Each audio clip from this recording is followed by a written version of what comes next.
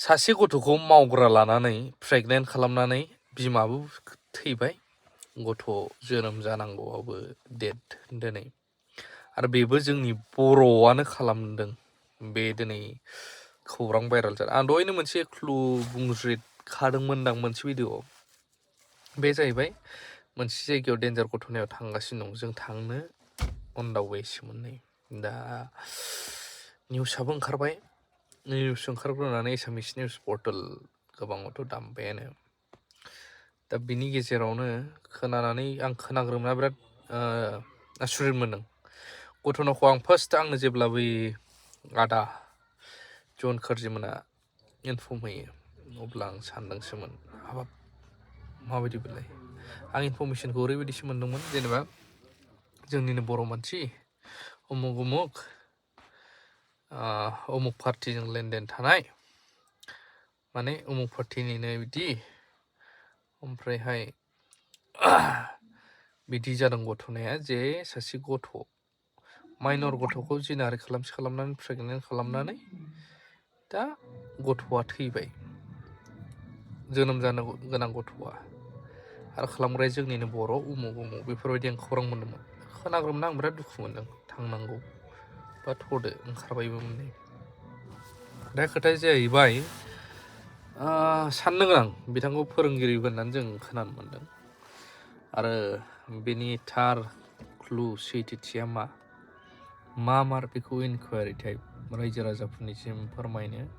सुलु लाहैनो थांनो नागिरदोंमोन बिनि सिगाङावनो दा नै एसामिस खौरांफ्रावबो निउसआ ओंखारबाय आरो गामिनि मानसिफ्रानो माखासेया गुबुन जाथिबाबो खोथा बुंफोरनाय बे बाथ्राया ओंखारदों आरो बेखौ साफ्रोमबो रायजो राजा बुजिगोन आं सानो किसुमान खेथ्रआव दाय होनाय दायजोंथ' बिजिरनो कर्ट नंला नालाय खौरांखौल'सो होनो हायो दा बेनो बिराद साननो गोनां जाबाय आरोना दानि जुगावहाय सोरबा फोरोंगिरिबाबो गिनो गोनां बांसिनखौ बिसेसकरि हिन्जावसा फिसा गोनांफ्रा माने माब्रै मा नोजोरजों नायो हिन्जावसाफोरखौ मा खालामनो हाथावथाव सोरनावबा दोननानै जानोब्लाबो सोरबा फोरोंनो दोनहरनोब्लाबो माने नोंनि फिसाया थिगबाबो सोरबा ओरैबायदि नोजोरजों जमनानै थायो लांसुनिया साननो हायै बायदि माइनर गथ'खौ मा मोनगोनलै आरो सोरहाबा जेनेबा दे हिन्जावजों माजों प्रब्लेम थानो हागौ फेमिलियाव नोंनि हिन्जावजोंनो मानो खिन्थु माइनर गथ'फोरखौ बोरै बिदि मेगन होनो हायो लांसुनिया ओंखायनो बेफोरबायदि केसा माने बिमायाबो थैनाय जाबाय फिसायाबो थैनाय जाबायब्ला गोथाङैनो गोथैखासै माथो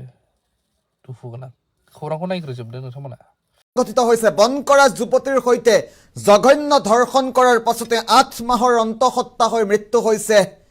বন কৰা যুৱতীগৰাকীৰ প্ৰকৃততে কি হৈছিল সমগ্ৰ ঘটনা জয়মুশ্ৰাং বসুমতাৰীয়ে যুৱতীগৰাকীৰ কিয় এই কাণ্ড সংঘটিত কৰিলে কেতিয়া সংঘটিত হৈছিল সমগ্ৰ ঘটনা জন্মৰ ব্ৰেকিং নিউজ এই মুহূৰ্তত এজন শিক্ষকৰ কাণ্ডই লজ্জিত কৰিছে এইবাৰ সভ্য সমাজক বন কৰা যুৱতীক ধৰ্ষণ লম্পট জয়মুশ্ৰাং বসুমতাৰী ইউৰোপে জাতিৰ লম্পট শিক্ষকৰ কামনাৰ বলি হৈ 8 মাহৰ অন্তঃসত্ত্বা অৱস্থাত মৃত্যু হৈছে যুৱতীগৰাকীৰ